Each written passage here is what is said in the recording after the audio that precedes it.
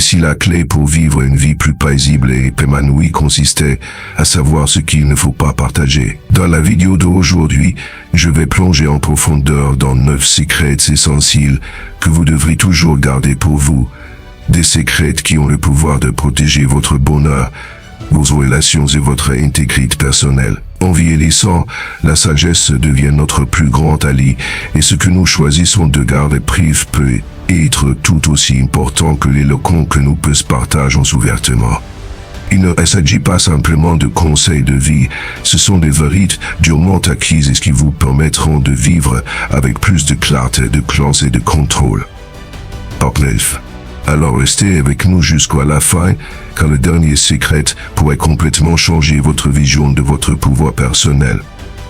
Si vous êtes prêt à mener une vie où votre sagesse silencieuse parle plus fort que n'importe quel mot, cette vidéo est celle que vous attendiez. Aimez, commentez et abonnez-vous si vous trouvez ces idées précieuses. Et n'oubliez pas d'activer les notifications pour ne jamais manquer des conseils qui pourraient véritablement transformer votre vie. Zone.LH plus qu'un simple chiffre. Et l'une des premières choses que la société demande souvent est notre âge.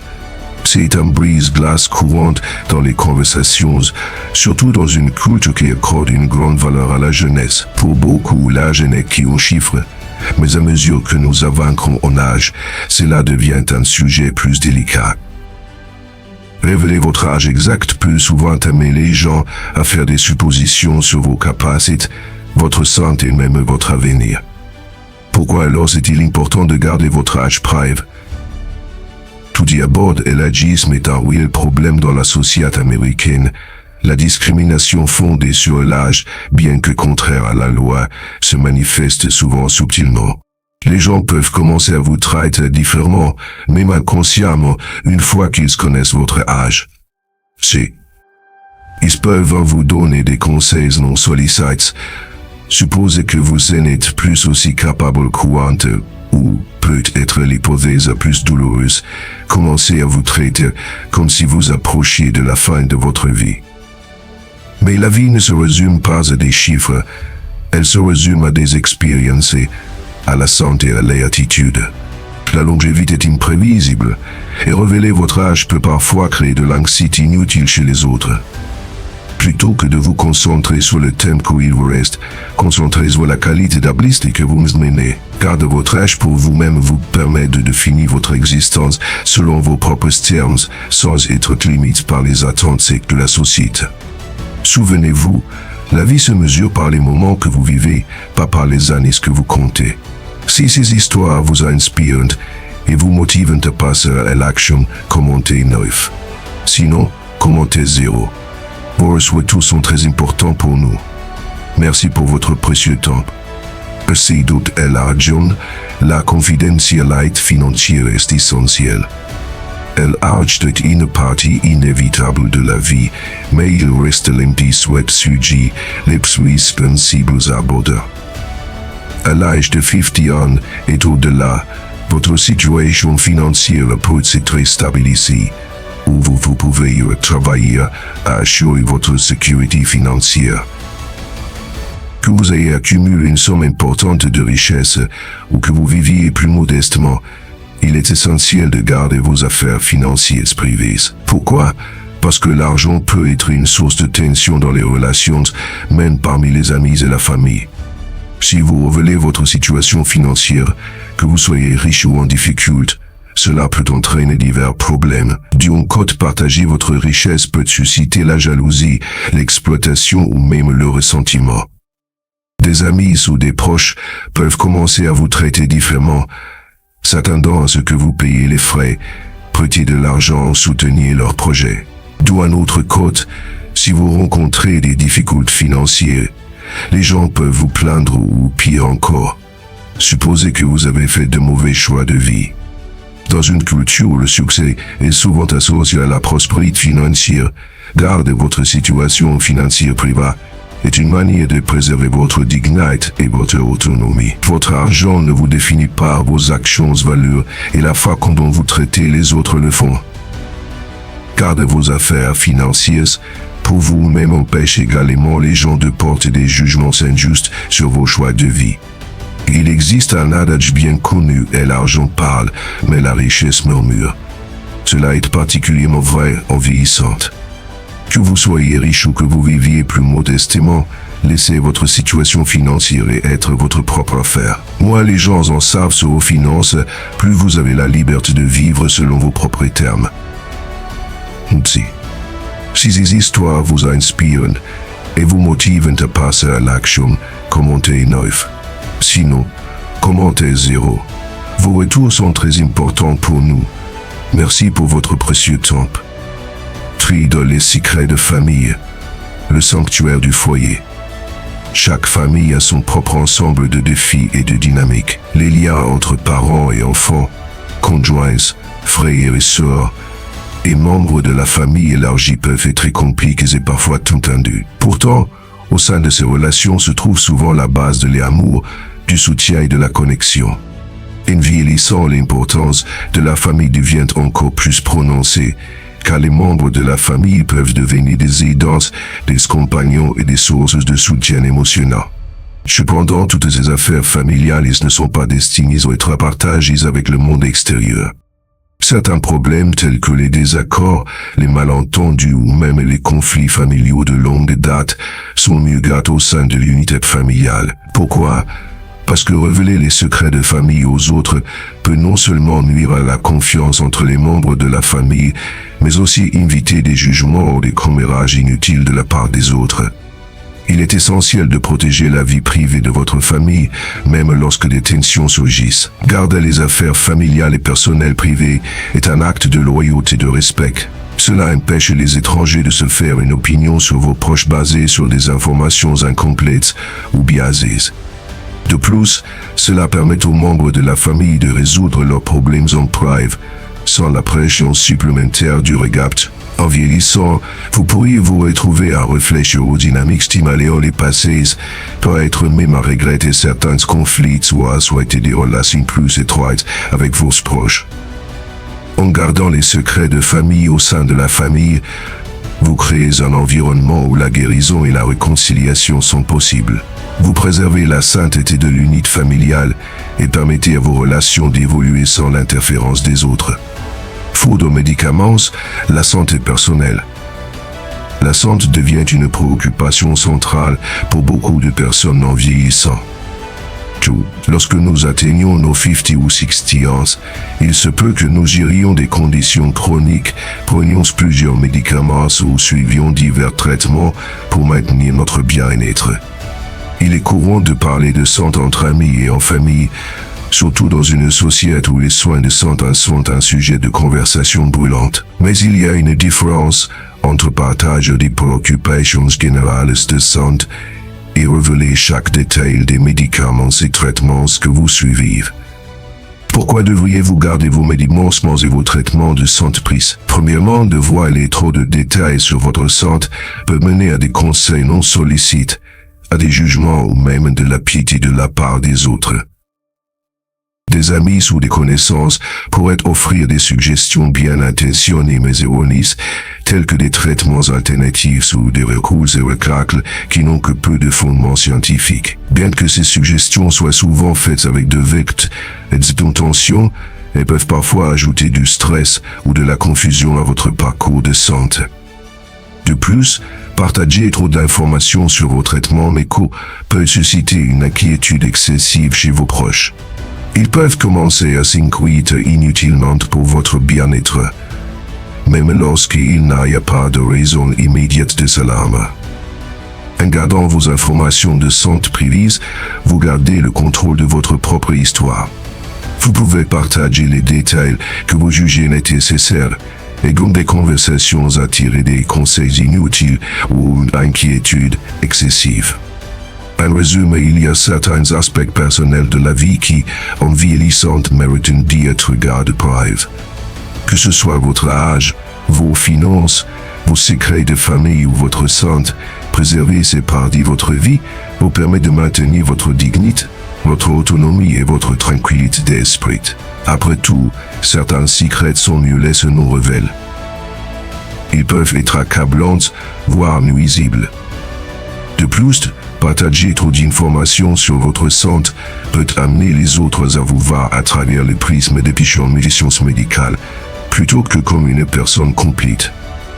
Il est facile pour les gens de commencer à vous associer à votre maladie ou à vos traitements, plutôt que de vous voir pour ce que vous êtes vraiment, une personne riche d'expérience, de connaissances et de personnalité au-delà de vos luttes de santé. En gardant vos médicaments et vos traitements de santé privée, vous gardez le contrôle de votre histoire. Vous décidez de qui sait quoi sur votre santé et à quel point ils savent. Cela protège votre dignité et vous permet de continuer à vivre votre vie aussi pleinement que possible, sans être réduite à un patient ou à une condition aux yeux des autres.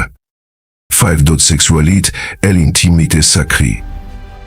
La sexualité est une partie fondamentale de l'expérience humaine et elle ne diminue pas avec l'âge. En fait, pour de nombreuses personnes, l'intimité devient encore plus significative en vieillissant.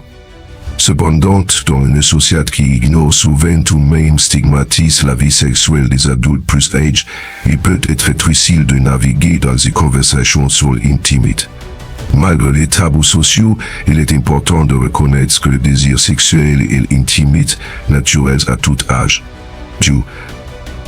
Pour certaines, ces expériences deviennent plus profondes à mesure que les relations y approfondissent avec le temps. Cependant, partager des détails sur votre vie sexuelle ou vos relations amoureuses peut être rempli d'implications. Les gens peuvent mal comprendre, juger ou faire des suppositions inappropriées sur Toshi. Il est essentiel de garder votre vie intime privée, non pas parce qu'il y a quelque chose de mal à cela, mais parce que l'intimité est profondément personnelle. Ce qui se passe entre vous et votre partenaire est sacré, et d'en révéler trop peut diminuer le lien spécial que vous partagez. Et l'intimité concerne la connexion, la confiance et l'amour des choses qui sont mieux préservées lorsqu'elles restent entre vous et votre partenaire. En vieillissant, nos besoins et désirs peuvent changer, mais l'importance du respect et de la discrétion reste constante. En gardant votre vie sexuelle privée, vous protégez la sainteté de vos relations et vous assurez que vos expériences personnelles restent les vôtres. 6. Charité. Le pouvoir discret du don. Faire les dons est l'un des actes de bonté les plus gratifiants que nous puissions accomplir dans la vie. Que ce soit en donnant de l'argent à une cause, en offrant de son temps comme bénévole ou en soutenant un proche dans le besoin, redonner à la communauté est une façon puissante d'avoir un impact positif. Cependant, il y a une grande différence entre donner pour aider les autres et donner pour la reconnaissance. Pourquoi est-il important de garder vos actes de charité privée? Annoncer publiquement vos contributions peut parfois sembler intéressant, comme si vous cherchiez à obtenir des éloges ou une validation pour votre générosité. En fait, de plus, révéler les détails de vos dons peut mettre la pression sur les autres pour qu'ils donnent, même s'ils ne sont pas en mesure de le faire. Il y a une certaine dignité à donner discrètement, sans avoir besoin de reconnaissance. Lorsque vous donnez en secret, les actes de bonté deviennent plus centrés sur le bénéficiaire que sur vous-même. Cela vous permet de vous concentrer sur l'impact que vous avez, plutôt que sur la manière dont les autres perçoivent votre générosité. De plus, en gardant vos actes de charité privée, vous protégez la dignité de ceux que vous aidez. 6. Tout le monde ne souhaite pas être vu comme un bénéficiaire de charité. Et en gardant vos dons privés, vous leur permettez de conserver leur fierté et leur autonomie. Que vous donniez à une grande organisation ou aidiez quelqu'un à un niveau personnel, la meilleure charité est souvent celle qui passe inaperçue. 7. L'honneur protège sa réputation. L'honneur et la dignité deviennent de plus en plus importants à mesure que nous vieillissons. Lorsque nous atteignons nos 50 ou 60 ans, nous avons probablement accompli de nombreuses choses dans la vie, que ce soit élever une famille, bâtir une carrière ou contribuer à la communauté. Cependant, parler constamment de vos réalisations ou rechercher une reconnaissance pour vos succès peut diminuer l'honneur même que vous avez travaillé si dur à construire. Dans la culture américaine, il y a une ligne fine entre célébrer ses succès et ses inventes. bien qu'il soit naturel d'y être fier de ses accomplissements, en parler constamment pour rendre les autres mal à l'aise ou envieux. Il est important de se rappeler que l'honneur se gagne par les actions et non par les paroles. Le véritable honneur vient de l'humilité. Il s'agit de connaître sa valeur sans avoir besoin de la proclamer au monde. En gardant certains aspects de votre vie privée, que ce soit vos réalisations, vos contributions ou vos succès personnels, vous protégez votre dignité et permettez aux autres de vous respecter pour ce que vous êtes, plutôt que pour ce que vous avez fait. Hate d'autres insultes, laisse aller les blessures du passé. Tout au long de la vie, nous sommes tous confrontés à des moments où nous sommes insultés, humiliés ou blessés par les autres. Ces expériences peuvent nous rendre vulnérables et créer des blessures émotionnelles profondes qui peuvent persister pendant des années, influant notre vision de nous-mêmes et du monde qui nous entoure. Il est naturel de ressentir le poids de ces blessures et la douleur qu'elles provoquent peut être écrasante. Cependant, en vieillissant, nous devons reconnaître que s'attarder continuellement sur ces insultes, ou pire, les révéler partageant avec des autres avec notre sentimental et émotionnel. Mais bon, lorsque nous attardons sur ces expériences douloureuses, nous nous ancrons dans le passé, nous empêchons de vivre pleinement dans le présent ou de progresser. Et choisissant de laisser aller les griffes passées, nous nous libérons des émotions négatives qui nous maintiennent ou le cloque.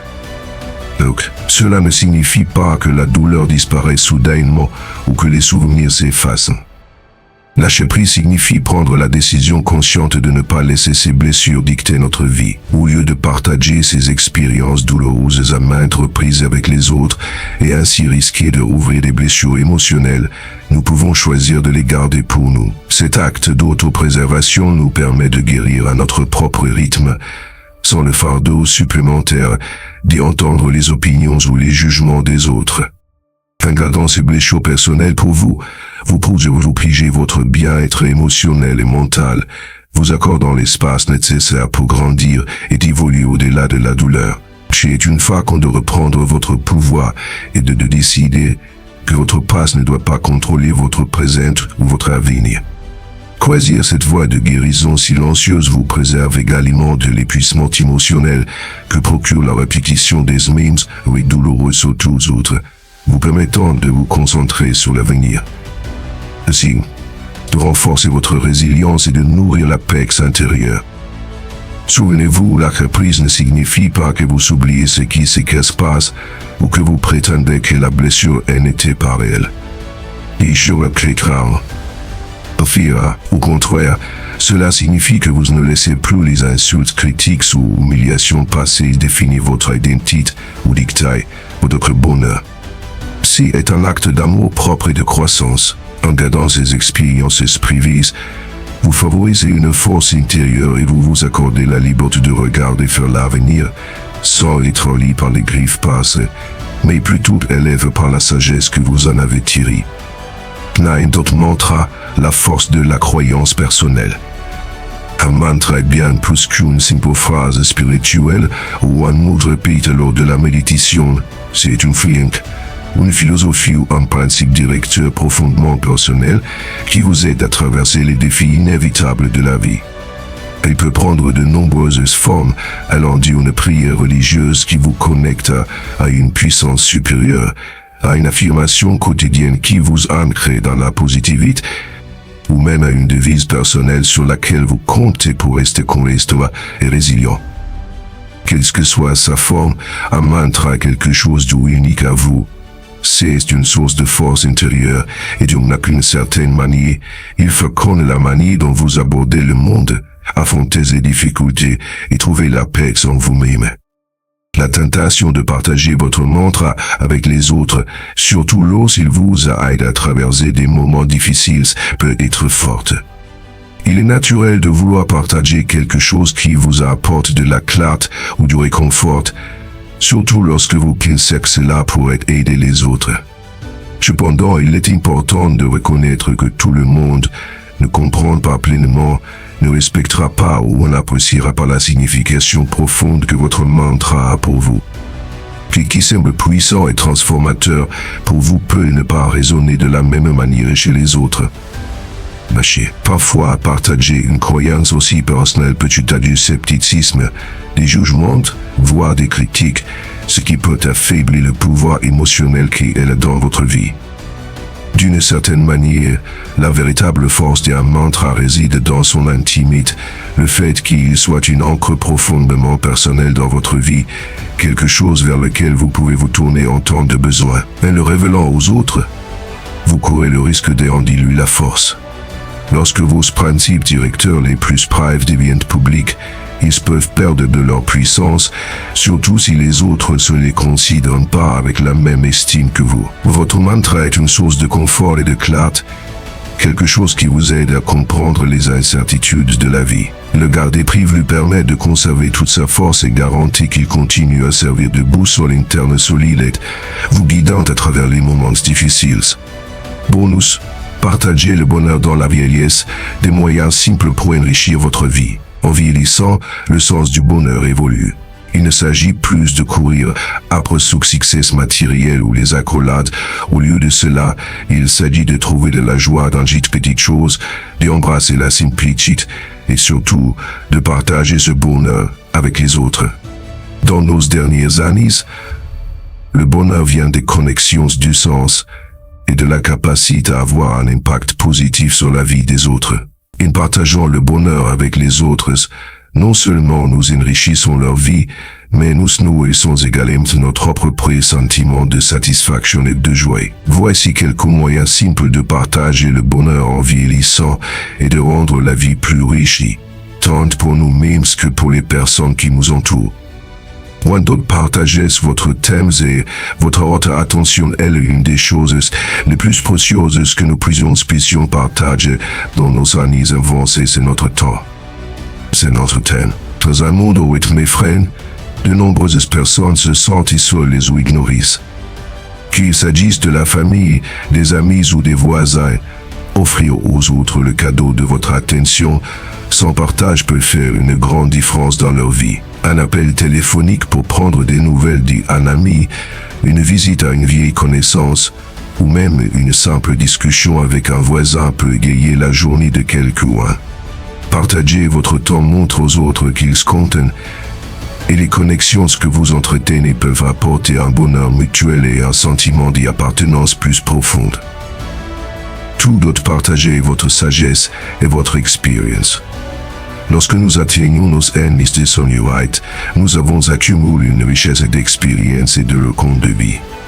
Partager cette sagesse avec les générations plus jeunes peut être incroyablement gratifiante. Que ce soit en apprenant à un petit enfant à préparer une recette familiale, en offrant des conseils à quelqu'un confronté à un défi que vous avez déjà rencontré, ou simplement en partageant des histoires de votre vie. Vos connaissances peuvent inspirer et guider les autres. Transmettre vos idées aide les autres à naviguer dans leur propre parcours et ça vous procure la satisfaction de savoir que votre héritage nous continue de vivre. Partager des actes de bonté. La bonté est l'un des moyens les plus simples et les plus puissants de partager le bonheur. Même de petits gestes, comme sourire à un inconnu, tenir la porte ouverte pour quelqu'un ou offrir un coup de main, peuvent avoir un effet d'entraînement. En vieillissant, effectuer des actes de bonté ne doit pas être grand ou prouvant. Ce sont souvent les petites choses qui ont le plus d'impact. Partager la bonté lève non seulement les autres, mais améliore aussi notre propre humeur et bien-être créant un cycle positif qui enrichit nos vies. Faut partager des conversations significatives. En vieillissant, nous apprécions souvent des conversations plus profondes et significatives. Au lieu de se concentrer sur des banalités, engagez-vous avec les autres sur leurs rives, leurs peurs ou leurs expériences personnelles. Partager des conversations sincères permet un échange authentique d'émotions, ce qui favorise des relations plus profondes et une compréhension mutuelle. Attendez, que ce soit en évoquant le passé ou en discutant de pensées sur l'avenir, ces conversations aident à combler le fossé entre les générations et fournissent une source d'épanouissement émotionnel. 5. De partager votre joie dans les plaisirs simples. Et l'un des cadeaux de l'âge est d'apprendre à trouver de la joie dans les petites choses. Que ce soit en regardant un coucher de soleil, en savourant une bonne tasse de thé ou en passant des moments calmes dans la nature. Partagez votre appréciation pour les plaisirs simples de la vie avec les autres peut être contagieux. Invitez un ami ou un membre de la famille à vous accompagner pour une promenade dans le parc, un après-midi de lecture ensemble ou simplement à partager un repas. Lorsque nous partageons ces moments de contentement, nous montrons aux autres que le bonheur ne vient pas toujours de grands événements ou de réalisations, mais de l'appréciation de ce que nous avons dans le monde présent. Le bonheur n'est pas une ressource limitée, et plus nous le partageons, plus il grandit. En vieillissant, trouver des moyens simples de répandre la joie et la positivité peut enrichir nos vies et celles de notre entourage.